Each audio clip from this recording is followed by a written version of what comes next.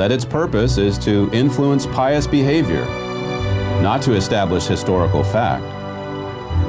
But every now and again, the dust of Jerusalem stirs. Those who dig down to the past unearth one layer after another. And as they do, the events and people of the Bible spring to life. A new discovery has emerged from the soil of Jerusalem, and it resurrects the history of one of the most important kings in Judah. After him was none like him among all the kings of Judah, the Bible says, nor any that were before him. You can find the name of this particular king in the books of Kings, Chronicles, and Isaiah, and also on this tiny clay seal impression known as a bulla. It says, belonging to Hezekiah, son of Ahaz, king of Judah.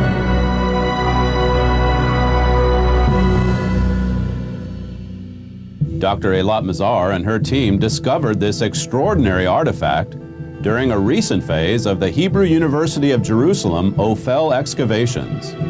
In archaeological excavations we conducted in the Ophel area, we found a most unique item, that is the private seal impression of King Hezekiah. This is the first time that such an item is found ever in archaeological excavations. This is so tiny, it's just 1 centimeter, and it was found during the wet sifting. It's a system that makes it possible for such an item to be revealed, otherwise it so easily get lost. And we can see very easily the name of King Hezekiah, the symbol that he chose to put on his seal impression, means the sun disk with wings and symbol of life on both sides of the wings.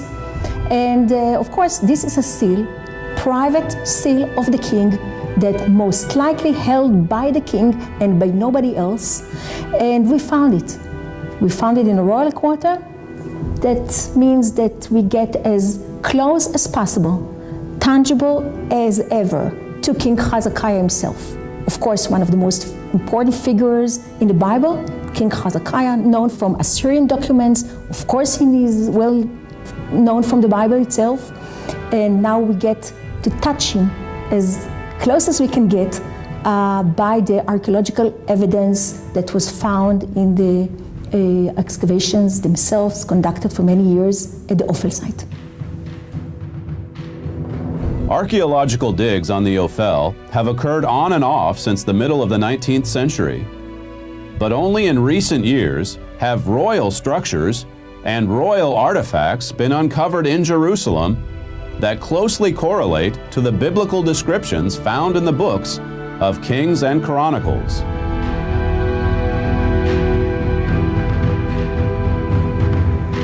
I'm walking into the royal building that we revealed back in 1986 and prepared for the public after our excavations in 2009. You can see that this building is beautifully preserved.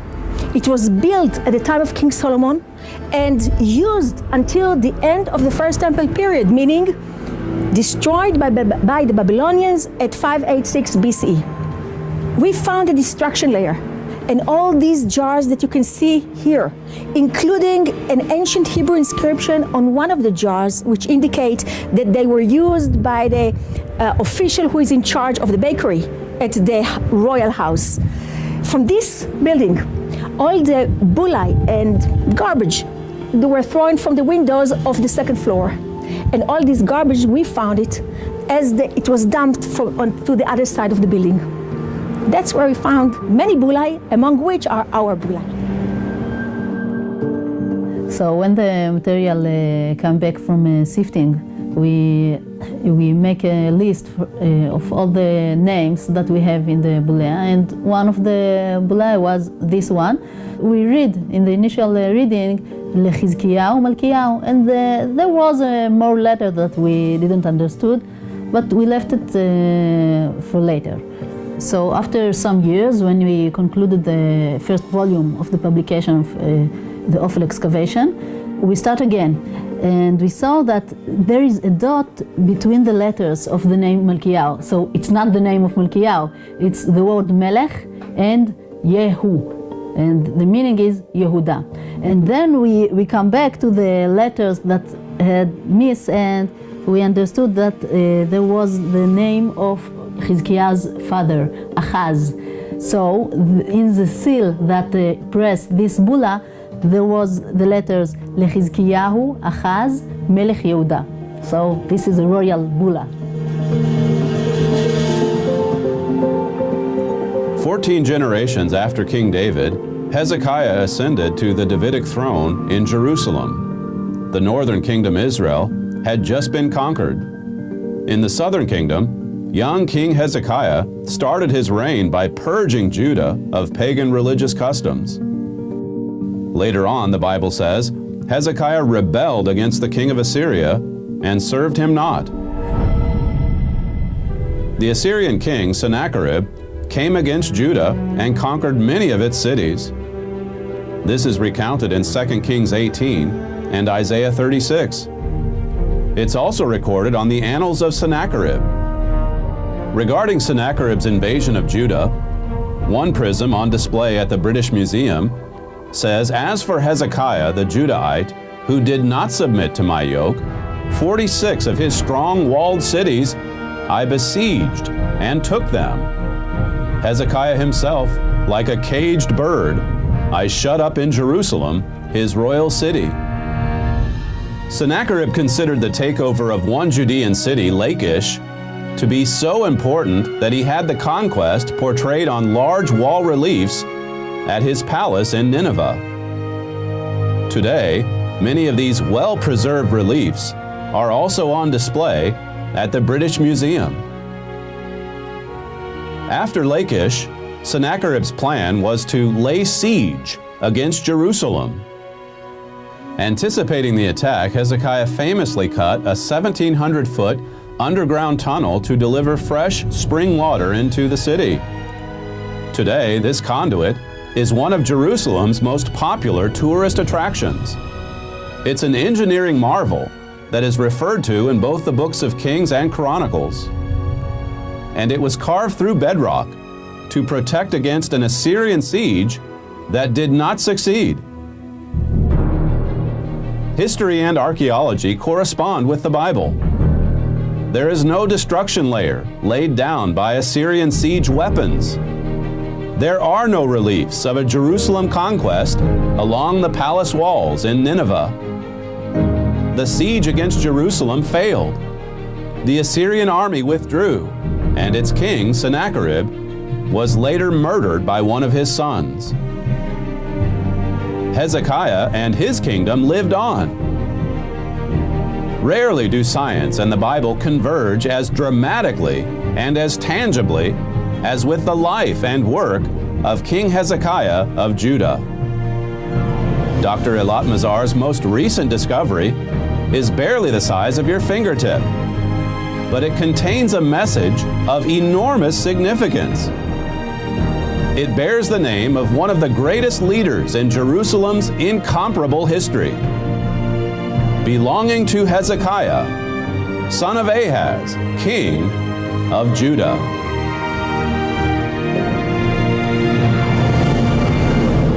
The full story and significance of the Hezekiah Bulla is Hezekiah's story is told in 3 places. All right, so let's start in 2 Kings 20, 2 Kings 18.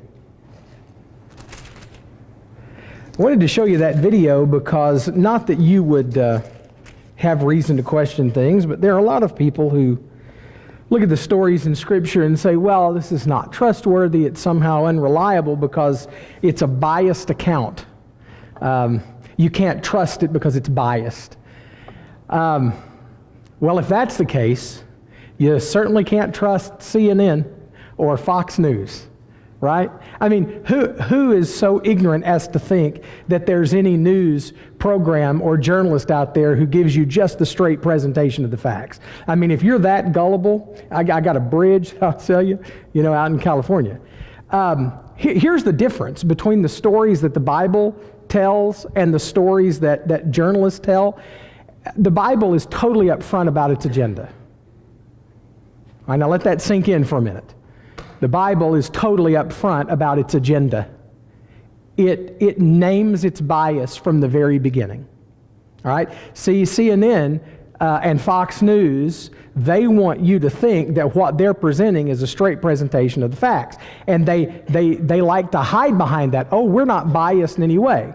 Well, you watch it and you know that's not the truth. Now, at least MSNBC is a little bit better. At least they say, we lean forward. All right, you know what that means. There's going to be a left lean on this thing. That's what makes them so dangerous, is they present their agenda behind this shield of we give just the facts. No, they don't. They give the facts as they want you to understand them. They spin the facts to promote an agenda. The Bible does too. The only difference is the Bible says it's doing that. All right, do you understand the difference? The Bible's very upfront about what it's trying to do. It's presenting the history of the kings and the rest of the people of Israel from the standpoint of the covenant. God made a covenant with the people. That covenant is spelled out for us in the book of Deuteronomy. And Joshua, Judges, Samuel, Kings, Chronicles, and the prophets explain how the people did. Did they keep the covenant or did they not? They did not. And the Bible's very clear about that. If the Bible was nothing more than propaganda, Israel's greatest king would not be indicted as a rapist and a murderer. That's not good propaganda. Right? Good propaganda is, regardless of how many people Saddam Hussein gasses, he's the great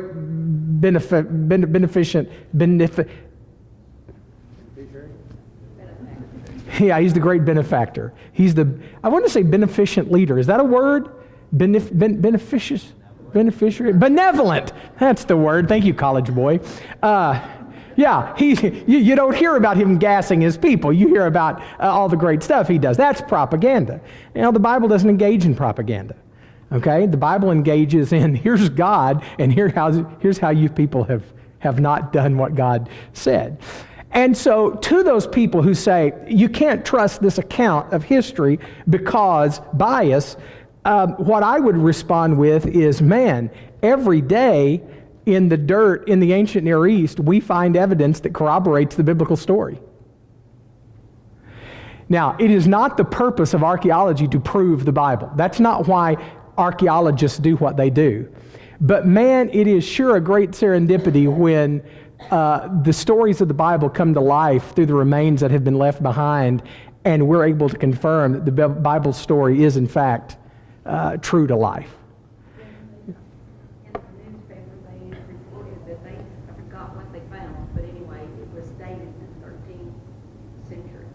You know, there are always reports like that, and I read them and I get excited. I always go to Dale Manor as soon as I read something like this and say, all right, is this the real deal or not? Some of that stuff you read is in fact the real deal. Some is not. You have to be very careful. If you have a question, ask me and I'll ask Dale, and he can, you know who I'm talking about, Dale Manor, right, the archaeologist. But you're right, we see stories like that being published all the time. Well, what we saw a video about here today was the royal seal impression of King Hezekiah. And that's a big deal because that is one step away from Hezekiah. All right, we don't have just the story told in Scripture. We have something that connects us to the actual man himself. And so I don't know if you could understand through the thick Israeli accent there, but as they were digging on the Ophel, which is the highest point in the city, which is where the royal palaces were built, they were working on the palace that Solomon built, which was eventually destroyed by the Babylonians. And what she was saying was, as the Babylonians went through that, they would just dump all of the trash out the second story window, and they started digging in the trash, and you heard her talk about wet sifting, which means they'll get a big pan of stuff with a porous bottom, pour water in it, and all of the fine particles will be washed away, and what will be left are the bigger particles. And after wet sifting, they found a whole number of these, what she called bullae, or these seal impressions. And there's a story in Jeremiah 36 about Jehoiakim and all of these people related to him. We've found bullae from all of those royal figures from Jeremiah 36. But this one is of particular importance because it is the seal impression of the king himself. And it reads very clearly, Hezekiah, son of Ahaz, king of Judah. And I think that's really interesting. Hezekiah left behind a lot of stuff. You heard her talk about the what's known as Hezekiah's tunnel. We're going to preach about Hezekiah today, and his legacy is a little bit tarnished because of what happened at the end of his life. All right, so let's just set up his story, and we're going to look at a couple of these passages about Hezekiah.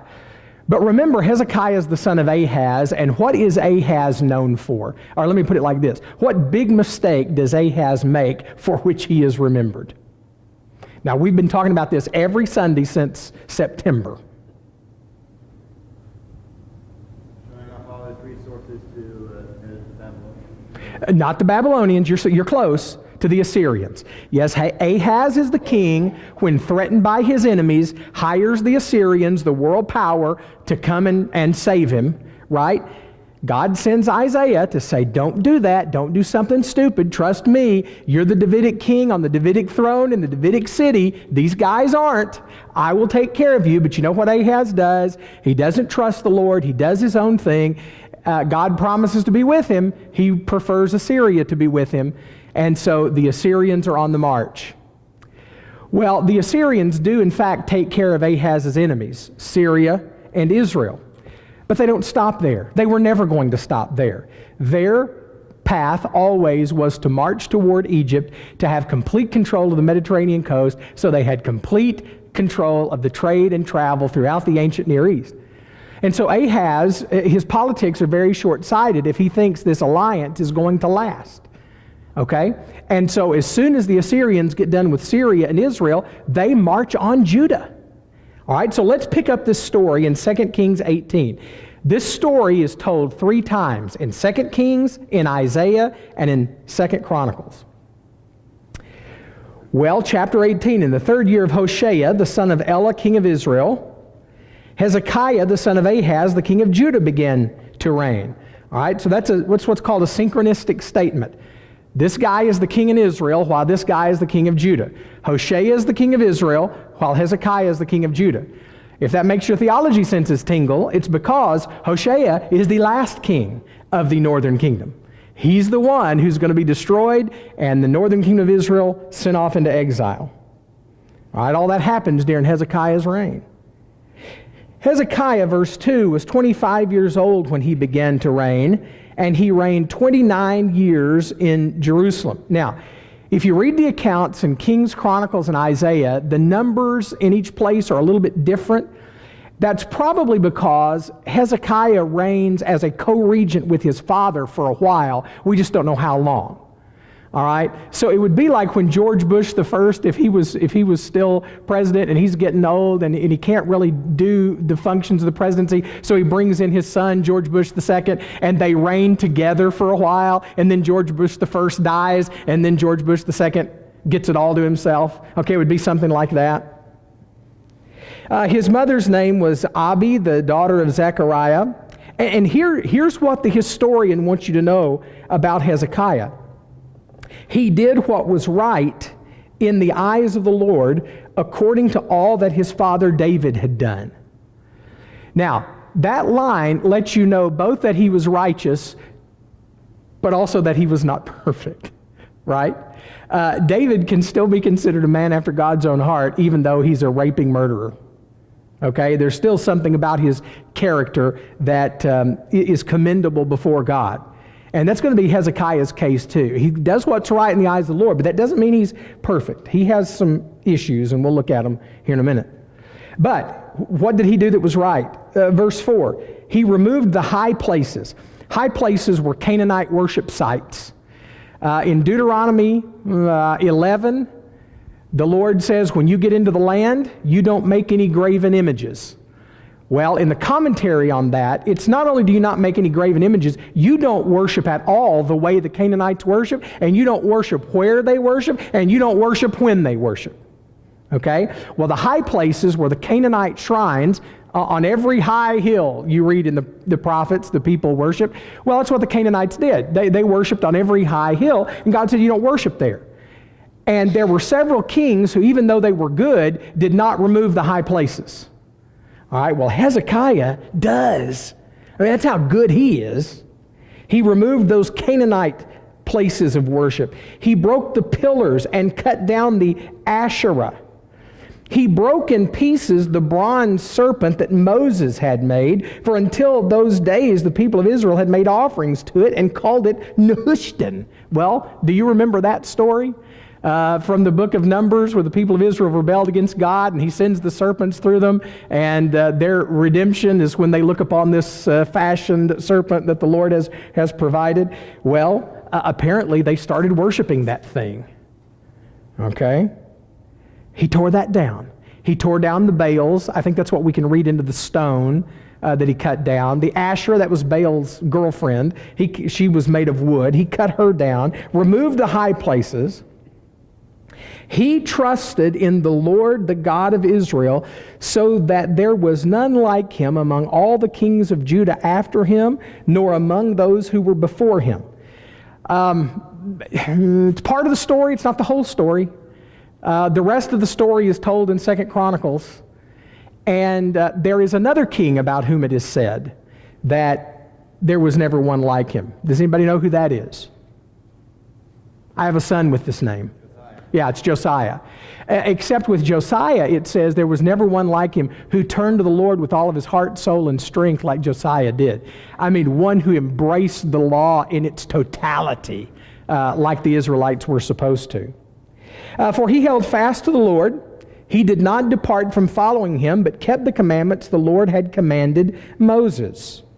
And the Lord was with him. Wherever he went out, he prospered. Now, what are these commandments that the Lord commanded Moses? Well, no doubt the 10 Commandments and the law, but there are a couple of specific things that Hezekiah did that really make him memorable. And to get to that story, we need to turn to 2 Chronicles 29.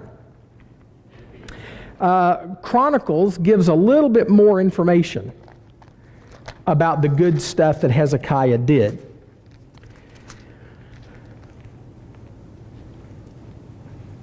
So in 2 Chronicles 29, we have the story of Hezekiah. Hezekiah began to reign when he was 25 years old, reigned 29 years in Jerusalem. His mother's name was Abijah, the daughter of Zechariah, did what was right in the eyes of the Lord, according to all that David his father had done. But look in verse 3. In the first year of his reign, in the first month, he opened the doors of the house of the Lord and repaired them. And you can read about that in the rest of chapter 29. He refurbished the temple. Under his predecessors, the temple of the Lord had become a place to worship idols. And Hezekiah is not going to stand for that. Hezekiah walks in the ways of David, which means he's not an idolater. And so he starts to repair the house of the Lord. He starts whipping the Levites into shape and restoring the worship in the temple of the Lord. You can read about that starting in about verse 20. All right? Then look over in chapter 30. Not only does he restore the temple and restore worship in the temple, but look at verse 30. Hezekiah sent to all Israel and Judah and wrote letters also to Ephraim and Manasseh that they should come to the house of the Lord at Jerusalem to keep the Passover of the Lord, the God of Israel. Is it conceivable that they've not been keeping the Passover? And for how long? I'm sure there's indication in the text for how long, but here is the central remembrance, the central memorial of the people of Israel that reminds them who they are and what God has done for them, and they've not been celebrating it. And you find out in the history of Israel that whenever they get far away from the Lord, whenever they get out of covenant relationship with the Lord, they don't keep the covenant symbols. In the days of Joshua, after the people had wandered in the wilderness for 40 years, when they got ready to take the promised land again, they had to circumcise all the males because for 40 years in the wilderness they'd not been doing it, and they had to celebrate the Passover because for 40 years in the wilderness they'd not been doing it. They had not been living in covenant relationship with the Lord, and therefore they had not been observing the covenant symbols of the Lord that reminded them of just how far off they were from the Lord. I mean, can you imagine a situation where this building turns into a community center? All right, I'm not going to say the building's torn down, but the worship of the Lord doesn't take place here anymore. And one day, this preacher walks in and says, "This used to be a church building. This used to be a Church of Christ church building." And so he advertises on Sunday, "We're going to do this, and we're going to worship. And not only that, we're going to eat the Lord's Supper." I mean, you can't imagine that, because we're God's people and we're here every Sunday and we eat the Lord's Supper. Well, they were too. They were the Lord's people too.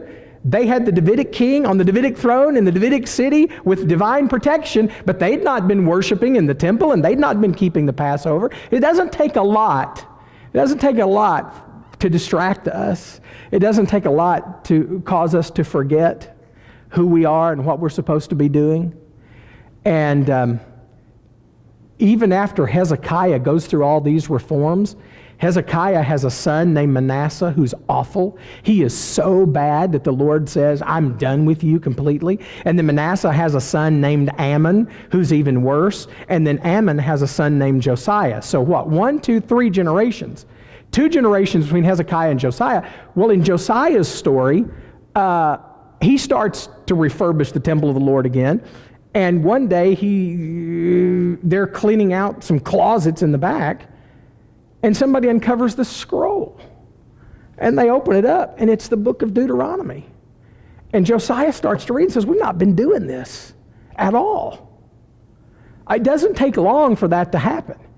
We can sit here and arrogantly think something like that would never happen here, but I'm telling you, it takes 2 generations. 2 generations or less of people. Well, the Bible says it just takes 1 generation, Joshua's generation.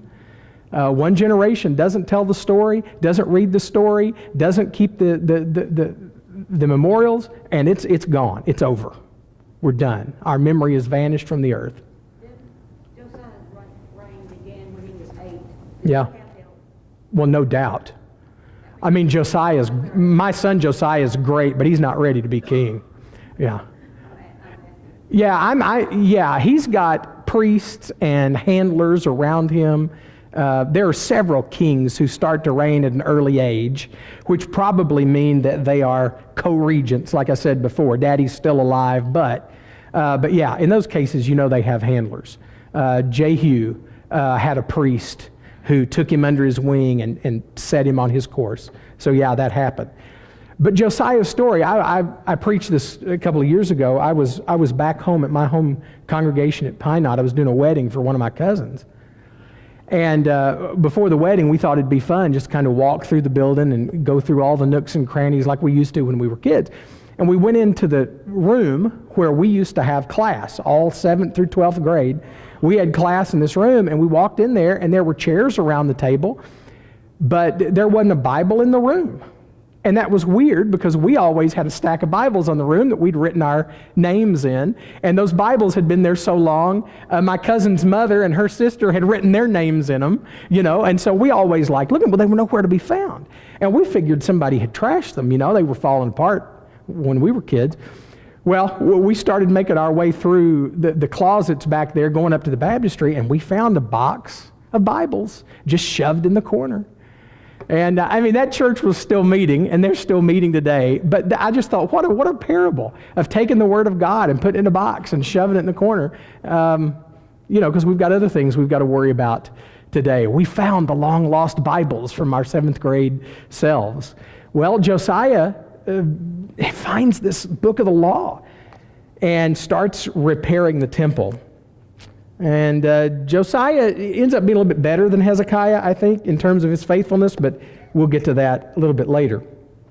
So here's Hezekiah, who refurbishes the temple, who celebrates the Passover, right? Who organizes the Levites and the priests, and then,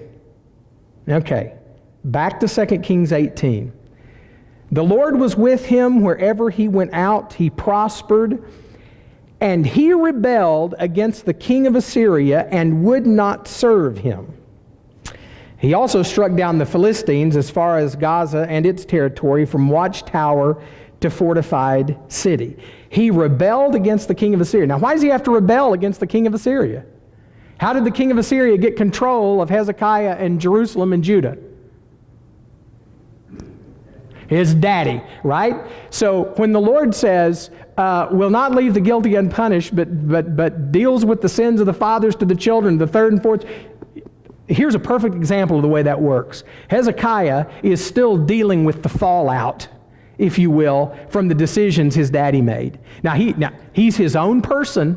He's going to have to make a decision for himself, right? He's not going to be held accountable for the sins of his father, but he's going to have to deal with the sins of his father. All right? So, verse 9, in the 4th year of King Hezekiah, which was the 7th year of Hoshea, Shalmaneser, king of Assyria, came up against Samaria and besieged it. Now, one of the interesting things in all of these stories is, not only do you have the names of these kings of Israel and Judah, but you have the kings of the Assyrian, you have the names of the Assyrian kings too. So you have Shalmaneser and Sargon and Tiglath-Pileser. Well, these are actual people whose deeds are recorded in the Assyrian annals. And so you saw a thing here called the Shalmaneser Prism, where Shalmaneser tells this story about conquering Syria and conquering Israel and marching through Judah. It's a big deal because not only do you have the Bible's version of the account, you have the Assyrian version of the account. And we're told we can't trust the Bibles, so we got the Assyrians to back us up. Thank God. Okay. Well, this happened to them. Look at verse 11. The king of Assyria carried the Israelites away to Assyria. This is the Assyrian exile.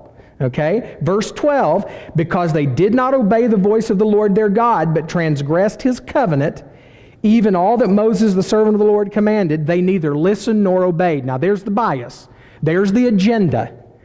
I told you that these historians are telling you this story from the viewpoint of covenant faithfulness or faithlessness. And so here you have the northern kingdom is exiled. Why? Because of bad politics? No, because of bad theology. Okay? If America goes the way of every other great empire in the history of the world, it will not be because of bad politics. It will be because of bad theology. If the church in America, all right, ends up on the ash heap of history like the church in Ephesus, it will not be because of bad politics. It will be because of bad theology. And I think we need to come to terms with that. This happened to God's people because they did not listen or obey. And now Hezekiah finds himself in rebellion. Verse 13. In the 14th year of King Hezekiah, Sennacherib, king of Assyria, came up against him. Came up against all the fortified cities of Judah and took them. He didn't stop when he got to Samaria. He kept on marching. He was never going to stop. He was always going to keep on marching. Took him about 10 years, but he kept coming. Now look at verse 14.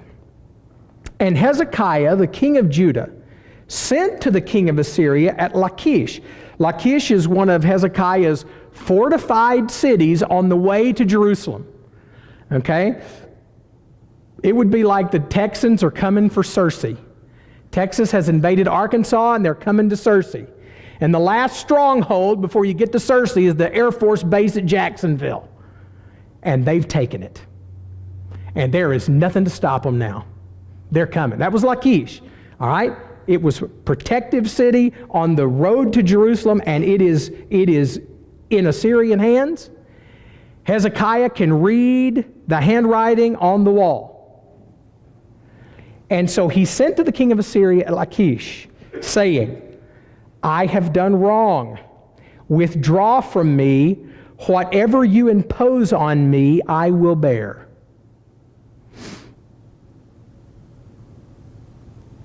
Now, this is where the Hezekiah story is a little bit mixed, because he now is willing to do what his father did. When faced with the same prospects, trust God, trust your allies, or pay off the Assyrians, his gut reaction is to crumble.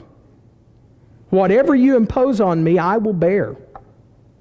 And the king of Assyria required of Hezekiah, king of Judah, 300 talents of silver and 30 talents of gold. And Hezekiah gave him all the silver that was found in the house of the Lord and in the treasuries of the king's house. At that time, Hezekiah stripped the gold from the doors of the temple of the Lord and from the doorpost that Hezekiah, king of Judah, had overlaid, and gave it to the king of Assyria. And the king of Assyria sent the Tartan, the Rabsharis, and the Ravshakeh with a great army from Lachish to King Hezekiah at Jerusalem. And they went up and came to Jerusalem. And when they arrived, they came and stood by the conduit of the upper pool, which is on the way to the washer's field. It's exactly where Ahaz was out scouting things out, trying to find out how he was going to rebel. It's exactly where Isaiah confronted him. When they had called for the king, there came out to them Eliakim the son of Hilkiah, who was over the household, as like the chief of staff, and Shebna the secretary, and Joah the son of Asaph the recorder, and the Ravshakeh said to them. Okay, so that gets us into the story we're going to preach this morning. Apparently, the writer of Kings leaves something out here. Between Hezekiah's decision to pay off the Assyrians and this story where the Assyrians show up to confront him, apparently he's doing some reconnaissance work to find out who will be willing to rebel with him. Okay? He says, yeah, I'll pay you, but he's doing the work behind the scenes to see if there's anybody who will join an alliance to try to defeat the Assyrians. Now, this is where Isaiah, like chapter 20, becomes really important. Look at Isaiah 20. Who is it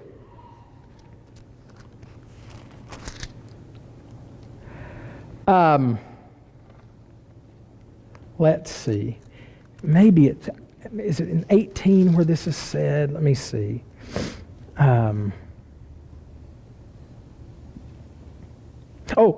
Isaiah 18.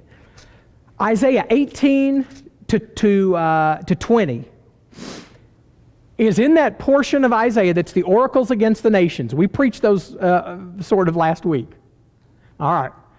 Who do you think it is at this point? Syria's gone, Israel's gone, Assyria's on the march. Who's left? Who is left for Israel, for Judah to get in bed with? Egypt. Okay? The only problem is, we know this from our standpoint, Egypt, after the Exodus, will always be a has-been nation. It is never going to be powerful like it was in the days of the Pharaoh of the Exodus. So, Hezekiah seems to be trying to court the Egyptians and other North Africans. Look at Isaiah 18. This is the reason for this oracle against the nations. Ah, land of whirring wings that is beyond the rivers of Cush. Cush is very possibly Ethiopia or maybe Sudan. Scholars aren't really sure. Listen to this. Which sends in ambassadors by the sea. Hop on boats in the Nile Delta, make their way up the Mediterranean, over to the Palestinian coast, hop on over to Jerusalem, which sends ambassadors by the sea in vessels of papyrus on the waters. Go, you swift messengers, to a nation tall and smooth, to a people feared far and near, a nation mighty and conquering, whose land the rivers divide.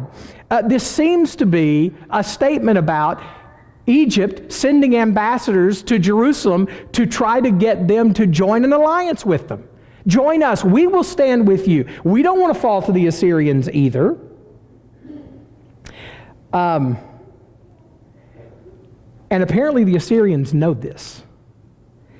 Because, all right, back in 2 Kings, verse 19 of chapter 18, and the Ravshakeh said to them, say to Hezekiah, thus says the great king, the king of Assyria, on what do you rest this trust of yours? That is the question of the entire 39 chapter section of Isaiah. On what do you rest this trust of yours? Do you think that mere words are strategy and power for war? All right, so imagine Hezekiah and the Egyptians plotting together. Imagine them dreaming together of how things will be if they could just ally together. And the Assyrian says, do you really think your little powwows with the Egyptians are going to prepare you for war against us? In whom do you now trust that you have rebelled against me? Behold, you are trusting now in Egypt, that broken reed of a staff, which will pierce the hand of any man who leans on it. Such is Pharaoh, king of Egypt, to all who trust in him. All right, what is the image here? The image here, my boys, we like to go hiking, and they always look for a stick. I always look for a big, strong stick that they can lean on to walk on. All right, so imagine you're holding the stick by the top, and you put your weight down on it, and it splinters off, and it stabs you through the hand. All right, you just thought your feet were the problem, right? This is the image here. You think you're going to lean on Egypt? Egypt is going to stab you in the hand, or stab you in the back, or whatever it will be. Do not trust Egypt. I mean, Hezekiah's plotting. This tunnel that he builds, for which he is so well known. This tunnel that he builds, that you can go over there today and you can walk through that tunnel, that magnificent engineering feat, where they started on this end digging in one direction and on this end digging in the other direction, and by the providence of God, they met in the middle and water flowed so that Jerusalem was able to withstand the 3-year siege. Hezekiah did that because he was preparing for war. I mean, Hezekiah did that specifically because he did not trust God. Now, they give God the glory for, oh my goodness, it met in the middle and the water flowed and we survived the siege. But it really looks like the reason he built it was because he was preparing for battle. He was not going to trust God. He was going to go to war. He got tired of paying the tribute. He had an envoy from the Egyptians that were ready to come and join forces with him. And it may very well have been that he kept saying, God's going to be with us in this battle. Because look at what else this envoy from Assyria says. But if you say to me, we trust in Yahweh our God, is it not he whose high places and altars Hezekiah has removed, saying to Judah and Jerusalem, you shall worship before this altar in Jerusalem? Now, he's right about this, he just doesn't know why. Okay? God is mad at them. But it's not because Hezekiah has torn down the high places. Actually, God's pretty pleased with that. Right? All right? So, I mean, he's part right. He twists it just a little bit here. Then verse 23, come now, make a wager with my master, the king of Assyria. I will give you 2,000 horses if you're able on your part to set riders on them. Hezekiah has been so defeated by the Assyrians. 46 of his walled cities have been destroyed. 200,000 of his inhabitants have been carried off into Assyrian exile. He's decimated and he knows it. And the king of Assyria knows it. And he says, look, don't trust the Egyptians. They will end up hurting you. Your God, he's mad at you. You can't wage war against me. You don't even have the army to do it. Verse 24, how then can you repulse a single captain among the least of my master's servants when you're having to rely on Egypt for chariots and horsemen? Moreover, your God told me to come destroy this place. Now, I don't know if that's just smack talk or if there's some basis in fact there.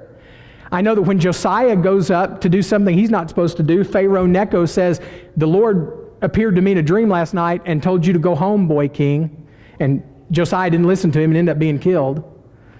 It may very well be. Isaiah says Assyria is the rod of God's anger, the judgment that's in his hand. And that is certainly what's happening here. Well, I know we've got to cut this off, but how is it that Hezekiah ends up trusting the Lord? How is it that Hezekiah ends up saying, okay, you win, God, I will trust you? Well, he gets there when every other source of security has been undermined. And he has absolutely nothing else to rely on. Now let that sink in for just a moment. Here's good King Hezekiah, who finally trusts God. But he only gets there after the doctor has come in and says, you got a month, maybe 2. He only gets there when both his checking account and his savings account and his IRA are completely drained. He's got nothing else. Then he turns to the Lord. Now, thankfully, we serve a God who accepts that. We serve a God who sometimes has to put us in that position to teach us that we must rely on him alone. And we can look at that as judgment from God. We can get angry with God for putting us in that situation, or we can say, thank you, God, for teaching me this lesson.